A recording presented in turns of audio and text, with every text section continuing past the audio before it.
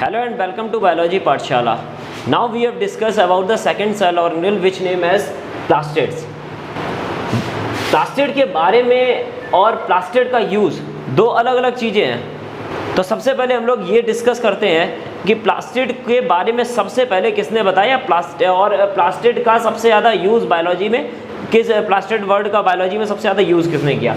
तो plastid term के बारे में सबसे पहले अगर हम बात करें तो इंट्रोडक्शन मतलब कि इंट्रोड्यूस कराया तो किसने कराया, एक साइंटिस्ट है जिनका पूरा नाम है अर्नेस्ट हैकल। तो अर्नेस्ट हैकल वो साइंटिस्ट हैं जिन्होंने प्लास्टिड के बारे में सबसे पहले बताया था। लेकिन अगर हम बात करें प्लास्टिड्स के बारे में सबसे पहले यूज़ किसने करा, तो प्लास्टिड के वर्ड का यूज़ जो है वो सबसे ज़्यादा बार जो है वो किसने किया, स्निपर ने किया था, या फिर हम कहें कि सबसे फर्स्ट बार यूज़ किया। उसके बाद बात करते हैं हम लोग प्लास्टिड के अकरेंस के बारे में बात करेंगे, मतलब कि जो प्लास्टिड है वो कहाँ पर पाया जाता है और कहाँ पर ये क्या होते हैं, एब्सेंट होते हैं। प्लांट्स, अगर हम मेन फंक्शन बात करें तो प्लास्टिड्स का मेन फंक्शन हम लोग देखते हैं रोल देखते हैं फोटोसिंथेसिस में होता है। और जैसा कि आप जानते हैं कि फोटोसिंथेसिस जो होता है, photosynthesis means preparation of food, और जब फूड का प्रिपरेशन होगा तो मोस्टली हम लोग किसके बारे में याद करते हैं, प्लांट्स के बारे में याद करते हैं। तो प्लांट्स हमारा जो है वो प्राइमरी होता है किसी चीज़ के लिए, प्लास्टिड की अकरेंस के लिए। उसके बाद अगर हम सेकंड की बात करते हैं तो सेकंड में क्या आता है, हमारा एल्गी आती है। क्या आती है, एल्गी। तो एल्गी जो होती है उसमें भी क्या पाए जाते हैं, हमारे प्लास्टिड्स पाए जाते हैं। लास्ट क्या देखते हैं हम लोग, प्लैंकटन्स। कई सारे आपने तालाब में देखे होंगे छोटे छोटे बहुत सारे छोटे एनिमल्स होते हैं, उन एनिमल्स को हम लोग क्या बोलते हैं, प्लैंकटन्स बोलते हैं, या उन ऑर्गेनिज्म को हम लोग क्या बोलते हैं, प्लैंकटन्स बोलते हैं। ठीक, अब आगे बात करते हैं कि प्लास्टिड्स जहाँ जहाँ प्रेजेंट होते हैं उसके बारे में बात है, लेकिन अब बात करते हैं वो कहाँ एब्सेंट होते हैं। अच्छा, ये जहाँ जहाँ पर एब्सेंट होंगे कौन सा हो गया, फंगस हो गया, बैक्टीरिया हो गया और ब्लू ग्रीन एल्गी। तो कहाँ ये प्लास्टिड्स एब्सेंट हुए, फंगस में, क्योंकि फंगस के अंदर फोटोसिंथेसिस होनी नहीं है। क्यों नहीं होनी है, क्योंकि वहाँ पर प्लास्टिड नहीं पाया जाता है। सेकंड, बैक्टीरिया, लेकिन हमने तो सुना है बैक्टीरिया में होता है, बिल्कुल होता है। दो टाइप के बैक्टीरिया होते हैं, एक हमारा ग्रीन सल्फर बैक्टीरिया होता है, दूसरा हमारा पर्पल सल्फर बैक्टीरिया। मतलब कि ऐसे बैक्टीरिया जो फोटोसिंथेसिस को करते हैं, और कुछ ऐसे बैक्टीरिया होते हैं जो फोटोसिंथेसिस की प्रोसेस को नहीं करते हैं। वो जो प्रोसेस करते हैं उसको कीमोसिंथेसिस बोला जाता है। तो फोटोसिंथेसिस की प्रोसेस नहीं करते हैं, इसके मतलब कि उन बैक्टीरिया के बारे में यहाँ पर बात हो रही है। लास्ट में हम लोग किसके बारे में बात करते हैं, BGA। BGA का पूरा नाम होता है ब्लू ग्रीन एल्गी। BGA को हम लोग क्या बोलते हैं, ब्लू ग्रीन एल्गी बोलते हैं, या फिर इसको हम लोग और क्या बोलते हैं, साइनोबैक्टीरिया। तो ये साइनोबैक्टीरिया बोल दो या फिर ब्लू ग्रीन एल्गी बोल दो, इनके अंदर क्या होता है, प्लास्टिड्स एब्सेंट होते हैं। अब बात करते हैं प्लास्टिड्स की ओरिजिन कहाँ से हुई। अगर हम देखें तो प्लास्टिड्स जो हैं उनसे पहले भी कुछ पाया जाता है जिनसे प्लास्टिड्स की ओरिजिन होती है, और उस स्ट्रक्चर को हम लोग क्या बोलते हैं, प्रोटोप्लास्ट बोलते हैं, या फिर हम लोग बोलते हैं प्रोटोप्लास्टिड्स। क्या बोलते हैं, प्रोटोप्लास्टिड्स बोलते हैं। फर्स्ट ऑफ ऑल अगर हम देखें तो प्रोटोप्लास्टिड जो होते हैं वो प्रिकर्सर होते हैं। प्रिकर्सर मतलब कि अगर कोई चीज़ बननी है तो उससे पहले कुछ बनेगा जिससे उसका ओरिजिन होता है, उसको प्रिकर्सर बोला जाता है। और प्लास्टिड्स का प्रिकर्सर क्या होता है, हमारा प्रोटोप्लास्टिड्स होता है। प्रोटोप्लास्टिड्स तीन चीज़ें बनाता है। कितनी चीज़ें बनाएगा, तीन चीज़ें बनाएगा। सबसे पहले हम देखते हैं इटियोप्लास्ट बनता है। क्या बनता है, इटियोप्लास्ट बनता है। सेकंड क्या बनता है, हमारा क्लोरोप्लास्ट बनता है, और उसके बाद हमारा क्या बनता है, ल्यूकोप्लास्ट बनता है। हम लोग प्लास्टिड्स के टाइप्स के बारे में डिस्कस नहीं कर रहे हैं, हम लोग प्रोटोप्लास्टिड्स के टाइप्स के बारे में डिस्कस कर रहे हैं। इसलिए बिल्कुल भी कंफ्यूजन ना हो कि यहाँ पर क्लोरोप्लास्ट आया, ल्यूकोप्लास्ट आया, लेकिन क्रोमोप्लास्ट नहीं आया। पहले हम लोग जानते हैं क्रोमोप्लास्ट आया कहाँ से। प्रोटोप्लास्टिड सबसे पहले इटियोप्लास्ट बनाता है, मतलब कि एक ऐसा प्लास्टिड जो कैसा होता है, कलरलेस होता है, और बाद में वो किस में कन्वर्ट हो जाता है, क्लोरोप्लास्ट में कन्वर्ट हो जाएगा। ठीक, ये पहला हमारा हो गया प्लास्टिड्स का पहला टाइप, प्रोटोप्लास्टिड्स का पहला टाइप हो गया। दूसरा टाइप खुद क्लोरोप्लास्ट होता है। क्लोरोप्लास्ट का कैसा कलर होता है, ग्रीन कलर होता है, लेकिन ये बाद में क्या हो जाता है, चेंज जाता है, और चेंज होने के बाद क्लोरोप्लास्ट किस में चेंज होगा, तो क्रोमोप्लास्ट में। हम लोगों ने बहुत बड़ा पढ़ा है प्लास्टिड्स 3 टाइप के होते हैं, एक हमने पढ़ा ल्यूकोप्लास्ट, एक क्रोमोप्लास्ट, एक क्लोरोप्लास्ट, लेकिन कभी इस बारे में नहीं सोचा ये क्रोमोप्लास्ट आता कहाँ से है। तो क्रोमोप्लास्ट जो आता है वो हमारा कहाँ से आएगा, क्लोरोप्लास्ट के चेंज होने से आता है। अगला हमारा है ल्यूकोप्लास्ट। ल्यूकोप्लास्ट एक कैसा होता है, ये भी एक कलरलेस प्लास्टिड्स होता है। कैसा होता है, कलरलेस प्लास्टिड होगा। अब हम बात करते हैं ल्यूकोप्लास्ट के बारे में। तो ल्यूकोप्लास्ट के बारे में बात करेंगे तो ल्यूकोप्लास्ट सबसे पहले ये देखते हैं कहाँ पर पाए जाते हैं। ल्यूकोप्लास्ट उस जगह पर प्लांट के पाया जाता है जहाँ पर लाइट नहीं पहुँचेगी, मतलब कि जिस एरिया में, जैसे मान लीजिए ये आपका एक प्लांट है और यहाँ पर सनलाइट है, ये सनलाइट जो है प्लांट के जिस ऑर्गन पे नहीं पड़ेगी या जिस पार्ट पर नहीं पड़ेगी, वहाँ पर जो प्लास्टिड प्रेजेंट होगा वो हमारा कौन सा होगा, ल्यूकोप्लास्ट होगा। एग्जाम्पल के तौर पे हम लोग देखते हैं सीड, उसके बाद हमारी रूट कहाँ होती है, अंदर, और कहाँ होगा, अंडरग्राउंड स्टेम। ये तीनों के तीनों जो हैं वो लाइट के सामने पड़ते ही नहीं है, इसके मतलब इनके ऊपर लाइट नहीं गिरेगी।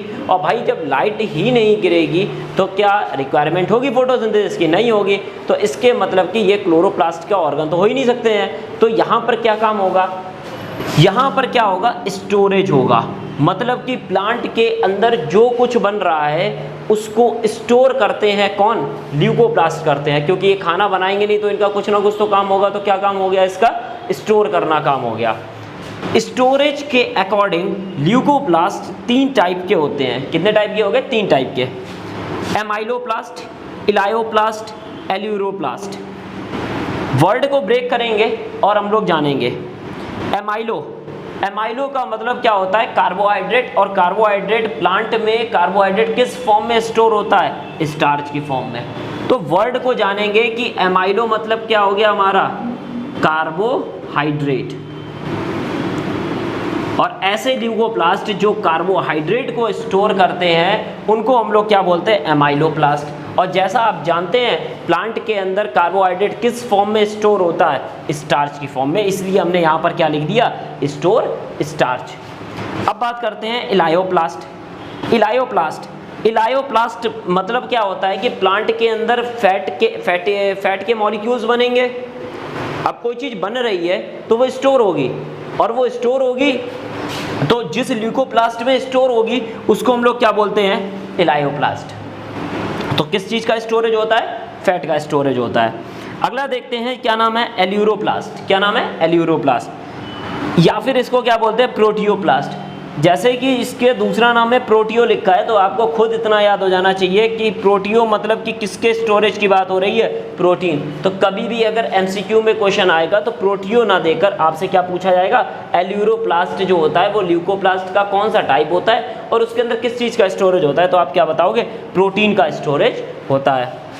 अब ल्यूकोप्लास्ट के बारे में हमने बात कर ली, अब हम बात करते हैं क्रोमोप्लास्ट के बारे में। अब क्रोमोप्लास्ट, हमने आपको बोला है कि जो क्रोमोप्लास्ट है वो किससे बना है, क्लोरोप्लास्ट से। तो अच्छा एक चीज़ बताइए, क्या ये शेड रीजन में पाया जाएगा या एक्सपोज्ड रीजन में पाया जाएगा, तो आप कहोगे सर एक्सपोज्ड रीजन में तो ल्यूकोप्लास्ट पाया जाता है, तो आंसर क्या आएगा, शेड रीजन में तो ल्यूकोप्लास्ट पाया जाता है, तो एक्सपोज्ड रीजन में हमारा क्या आ जाएगा, क्लोरोप्लास्ट आएगा। तो ये कहाँ पर होते हैं, एक्सपोज्ड पार्ट, जो प्लांट के एक्सपोज्ड पार्ट होते हैं जो सनलाइट के सामने होंगे वहाँ पर कौन से क्या पाए जाते हैं, हमारे क्रोमोप्लास्ट पाए जाते हैं। क्रोमोप्लास्ट कैसे प्लास्टिड्स होते हैं, कलर्ड प्लास्टिड होते हैं। अब क्रोमोप्लास्ट के भी 2 टाइप होते हैं, ये पहली बार आपने पढ़ा है, तो क्रोमोप्लास्ट के 2 टाइप कैसे हुए। अच्छा एक चीज़ बताओ, क्या सारे क्रोमोप्लास्ट जो होते हैं वो सनलाइट के सामने होते हैं, सारा प्लांट सनलाइट के सामने होगा, नहीं, कुछ कैसा होता है, शेडेड रीजन में भी होता है। इन शेडेड रीजन के अंदर क्लोरोप्लास्ट जो होगा वो नहीं पाया जाएगा। क्या नहीं पाया जाएगा, क्लोरोप्लास्ट नहीं पाया जाएगा, जिस कारण हम लोग क्रोमोप्लास्ट को 2 टाइप में डिवाइड करते हैं, एक नॉन ग्रीन होता है तो दूसरा कैसा होता है, ग्रीन। तो पहला होता है नॉन ग्रीन क्रोमोप्लास्ट और दूसरा कैसा होता है, ग्रीन क्रोमोप्लास्ट। अब बात करते हैं नॉन ग्रीन। तो जो भी नॉन ग्रीन क्रोमोप्लास्ट होता है वहाँ का कलर हमेशा कैसा होगा, रेड होगा, या फिर कैसा होगा, येलो होगा, या फिर वहाँ पर बनने वाले जो फ्रूट्स होंगे उनका कलर कैसा होगा, रेड और येलो। रीज़न क्यों?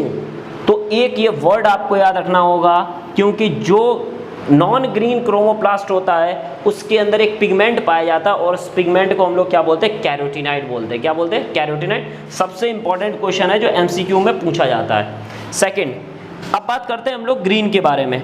ग्रीन क्रोमोप्लास्ट वो होते हैं जो लाइट के सामने एक्सपोज्ड होंगे, मतलब जो लाइट के सामने प्रेजेंट होते हैं वो पार्ट प्लांट के वो कैसे होंगे, ग्रीन कलर के, उसमें क्या पाया जाएगा, ग्रीन क्रोमोप्लास्ट पाया जाएगा। और इनके अंदर जो पिगमेंट प्रेजेंट होता है उसको हम लोग क्या बोलते हैं, क्लोरोफिल बोलते हैं। तो कैरोटीनाइड और क्लोरोफिल ये दो टाइप के पिगमेंट हैं जो नॉन ग्रीन और ग्रीन साइड में पाए जाते हैं। अब आप इसको स्क्रीनशॉट को ले सकते हैं। अब हम लोग बात करते हैं स्ट्रक्चर ऑफ क्लोरोप्लास्ट, या फिर हम क्लोरोप्लास्ट के बारे में बात करेंगे।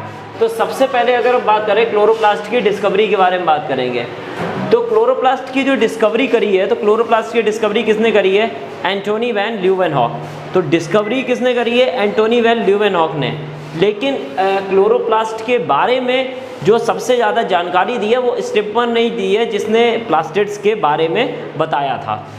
अब हम बात करते हैं क्लोरोप्लास्ट के नंबर कि क्या एक सेल में कितने क्लोरोप्लास्ट पाए जाते हैं, इसके बारे में बात करते हैं। तो जब हम इसके बारे में बात करते हैं तो हर एक डिफरेंट ऑर्गेनिज्म में अलग अलग तरीके के अलग अलग नंबर के क्लोरोप्लास्ट पाए जाते हैं। जैसे किसी प्लांट सेल के अंदर एक सेल के किसी प्लांट की एक सेल के अंदर कितने क्लोरोप्लास्ट होते हैं, 20 क्लोरोप्लास्ट होते हैं। लेकिन अगर हम बात करें एल्गी के अंदर, तो एल्गी के अंदर एक सेल में कितने क्लोरोप्लास्ट होते हैं, लगभग 16 क्लोरोप्लास्ट होते हैं। अब हम बात करेंगे स्ट्रक्चर के बारे में। क्लोरोप्लास्ट के जब हम स्ट्रक्चर के बारे में बात करते हैं तो डिफरेंट जैसे हमने नंबर डिफरेंट पढ़े थे, अलग अलग सेल्स में अलग अलग, या अलग अलग एनिमल्स में अलग अलग नंबर के क्लोरोप्लास्ट होते, किसी में 20 होते तो किसी में 16 होते। वैसे ही क्या होता है, शेप भी होता है। जैसे क्लोरोप्लास्ट का शेप कहीं कहीं आपको कैसा देखने को मिलेगा, ओवल मिलेगा, कहीं कहीं स्फेरिकल मिलेगा, कहीं कहीं डिश की शेप मिलेगा और कहीं कहीं कप शेप्ड मिलेगा। सबसे ज़्यादा जो पूछा जाता है वो हमारा कप शेप्ड पूछा जाता है कि ऐसा कौन सा ऑर्गेनिज्म होता है जिसमें कप शेप्ड क्लोरोप्लास्ट पाया जाता है। तो जब हम बात करते हैं तो कप शेप्ड क्लोरोप्लास्ट जो है वो क्लेमाइडोमोनास में पाया जाता है। किसमें पाया जाता है, क्लेमाइडोमोनास। तो क्लेमाइडोमोनास के अंदर जो क्लोरोप्लास्ट होता है उसका शेप कैसा होता है, कप शेप्ड होता है। अब हम क्लोरोप्लास्ट के स्ट्रक्चर की बात करेंगे। हमने यहाँ पर छोटा सा एक स्ट्रक्चर बनाया है, लेकिन हम लोगों ने लेबलिंग नहीं करी है। रीज़न क्या है कि जब हम लोग लेबलिंग करेंगे तो इसके बारे में पढ़ते हुए करेंगे। जैसे आपको यहाँ पर कितनी मेम्ब्रेन दिख रही हैं, तो क्लोरोप्लास्ट में आपको कितनी मेम्ब्रेन दिख रही है, 2 मेम्ब्रेन। तो क्लोरोप्लास्ट में कितनी मेम्ब्रेन होती है, 2 मेम्ब्रेन होती है। ये वाली हमारी जो हो गई, ये कैसी मेम्ब्रेन हो गई, हमारी आउटर मेम्ब्रेन, और ये वाली हमारी कैसी हो गई, इनर मेम्ब्रेन। क्या आउटर और इनर मेम्ब्रेन के बीच में क्या कुछ आपको स्पेस दिख रहा है, बिल्कुल दिख रहा है। इस स्पेस को बोला क्या जाता है, और तो इस स्पेस को हम लोग बोलते हैं पेरी प्लास्टिडियल स्पेस। तो दोनों मेम्ब्रेन के बीच में पाया जाने वाला जो स्पेस होता है उसको हम लोग क्या बोलते हैं, पेरी प्लास्टिडियल स्पेस बोलते हैं। अब हम लोगों को कुछ समझना होगा। 2 वर्ड यहाँ पर लिखे हुए हैं, एक परमिएबल लिखा होता है, एक सिलेक्टिवली परमिएबल। मतलब क्लोरोप्लास्ट की आउटर मेम्ब्रेन जो होती है वो परमिएबल होती है, मतलब कि वहाँ पे कोई भी मॉलिक्यूल जो है वो यहाँ से अंदर आएगा और अंदर से कहाँ चला जाएगा, बाहर की तरफ चला जाएगा। तो ये चीज़ कहलाती है परमिएबल। लेकिन हम बात करते हैं जब सिलेक्टिवली परमिएबल की, मतलब की है कि हाँ कुछ ही मॉलिक्यूल डायरेक्ट एंटर कर पाएंगे, जबकि बाकी मॉलिक्यूल्स या तो एंटर नहीं कर पाएंगे, और अगर वो एंटर करेंगे तो किसी ना किसी चीज़ की हेल्प से करेंगे। तो ऐसा जो परमिएबिलिटी कहलाती है उसको हम लोग बोलते हैं सिलेक्टिवली परमिएबल। तो क्वेश्चन एराइज यहाँ पर क्या होता है कि क्लोरोप्लास्ट की कौन सी लेयर परमिएबल होती है, तो आउटर लेयर, कौन सी सिलेक्टिवली परमिएबल होती है, तो इनर लेयर। अब हम बात करते हैं क्लोरोप्लास्ट के अंदर के स्ट्रक्चर के बारे में। जब हम क्लोरोप्लास्ट के मेम्ब्रेन के अंदर की तरफ बढ़ते हैं तो अंदर क्या है, लिक्विड पोर्शन है। ये पूरा का पूरा जो पोर्शन है इसमें यहाँ पर लिक्विड भरा हुआ है, और इसी लिक्विड को हमने क्या नाम दे दिया, मैट्रिक्स। तो मेम्ब्रेन के अंदर जो लिक्विड पोर्शन है उसको हमने क्या नाम दिया, मैट्रिक्स नाम दिया। इस मैट्रिक्स के अंदर डिस्क लाइक स्ट्रक्चर है, मतलब कि इस तरह के कुछ स्ट्रक्चर बने हुए होते हैं और इन सभी को हम लोग क्या बोलते हैं, थैलाकॉइड बोलते हैं। क्या बोलते हैं, थैलाकॉइड। मतलब अगर हमने एक डिस्क शेप स्ट्रक्चर बनाया जो मैट्रिक्स के अंदर प्रेजेंट है, इसको हमने क्या नाम दे दिया, थैलाकॉइड नाम दे दिया। जब ऐसे ही डिस्क शेप्ड एक दूसरे के ऊपर अरेंज हो जाते हैं तो इनको हम लोग क्या बोल देते हैं, ग्रेनम बोलते हैं। क्या बोलते हैं, ग्रेनम। ठीक, जैसे आपने देखा ये देखो डिस्क शेप अरेंज है, ये डिस्क शेप अरेंज है, ये वाला भी, ये वाला भी। तो इस पूरे एक को हमने नाम दे दिया ग्रेनम। लेकिन अब अगर हम बात करते हैं यहाँ पर 1 2 3 4, इन चारों को एक साथ क्या बोलते हैं, तो इन चारों को एक साथ क्या बोलते हैं, ग्रेना बोलते हैं। क्या बोलते हैं, ग्रेना बोलते हैं। ठीक, अच्छा एक चीज़ तो मेरे को समझ में नहीं आ रही है, क्या सारे ग्रेना एक दूसरे से जुड़े हुए हैं? बिल्कुल जुड़े हुए हैं। दो ग्रेना जो आपस में जुड़ते हैं वो जिस चैनल के द्वारा जुड़ते हैं उसको हम लोग फ्रेस्ट चैनल बोलते हैं। 9th से क्लोरोप्लास्ट का सबसे ज़्यादा पूछा जाने वाला क्वेश्चन, दो क्लोरोप्लास्ट को जोड़ने वाले जो स्ट्रक्चर होता है उसको हम लोग क्या बोलते हैं, या उस चैनल को क्या बोलते हैं, तो हम लोग क्या बोलते हैं, फ्रेस्ट चैनल बोला जाता है। अब हम लोग बात करते हैं आगे की। उसके बाद में मैट्रिक्स के अंदर कुछ दानेदार और ब्लैक कलर के स्पॉट्स पाए जाते हैं या स्ट्रक्चर्स पाए जाते हैं, और इन ब्लैक स्पॉट्स को या स्पेसेस को हम लोग क्या नाम देते हैं, स्ट्रोमा नाम देते हैं, जो मैट्रिक्स के अंदर प्रेजेंट होते हैं। इस मैट्रिक्स के अंदर या स्ट्रोमा में एक बहुत ज़्यादा इम्पॉर्टेंट एंजाइम प्रेजेंट होता है, और ये एमसीक्यू का सबसे इम्पॉर्टेंट या क्लोरोप्लास्ट का सबसे इम्पॉर्टेंट क्वेश्चन है। एक एंजाइम होता है जो फोटोसिंथेसिस की स्टार्टिंग के लिए रिस्पॉन्सिबल होता है, और उस एंजाइम को बोलते हैं रूबिस्को एंजाइम। क्या बोलते हैं, रूबिस्को एंजाइम। रूबिस्को एंजाइम, ये एंजाइम कहाँ प्रेजेंट होता है, हमारे लिक्विड पोर्शन में। किसके लिक्विड पोर्शन में, स्ट्रोमा के। ठीक, उसके बाद जितना भी जो मैट्रिक्स वाला पार्ट होता है क्लोरोप्लास्ट के अंदर, जो भी लिक्विड वाला पार्ट होता है, जहाँ पर स्ट्रोमा के साथ साथ और क्या चीज़ें प्रेजेंट होती हैं, प्रोटीन्स प्रेजेंट होता है, लिपिड प्रेजेंट होता है, राइबोसोम प्रेजेंट होता है, डीएनए प्रेजेंट होता है, और आरएनए प्रेजेंट होता है। ये तो हमने क्लोरोप्लास्ट के कुछ स्ट्रक्चर के बारे में बात कर ली है। लेकिन अब हम अगर बात करते हैं कि एक पर्टिकुलर प्लांट सेल को लेकर और फिर क्लोरोप्लास्ट के बारे में बात करेंगे, तो सबसे पहले हमने एक प्लांट सेल ले ली। एक सेल के अंदर टोटल नंबर कितने क्लोरोप्लास्ट होते हैं, मान लो ये एक सेल हमने प्लांट सेल बना दी, इसके अंदर कितने क्लोरोप्लास्ट होते हैं, 20 से लेकर 40 क्लोरोप्लास्ट होते हैं। मान लो ये क्लोरोप्लास्ट, इस तरीके से ये क्लोरोप्लास्ट है। हमने क्या किया, एक क्लोरोप्लास्ट को बाहर निकाल लिया, हमने इसके अंदर देखा। तो जब हमने इसके अंदर देखा तो हमें देखने को मिला इस तरह के 1 2 3 4 ऐसे ही कितने ग्रेना प्रेजेंट होते हैं एक क्लोरोप्लास्ट के अंदर, तो 40 से लेकर 100 तक ग्रेना प्रेजेंट होते हैं। कितने, 40 से लेकर 100 एक सिक्कों का ढेर प्रेजेंट होता है। हमने क्या किया, एक सिक्के का ढेर उठा लिया। जब हमने इस एक को बाहर निकाल लिया, हमने इसको काउंट किया, तो हमको क्या देखने को मिले, थैलाकॉइड।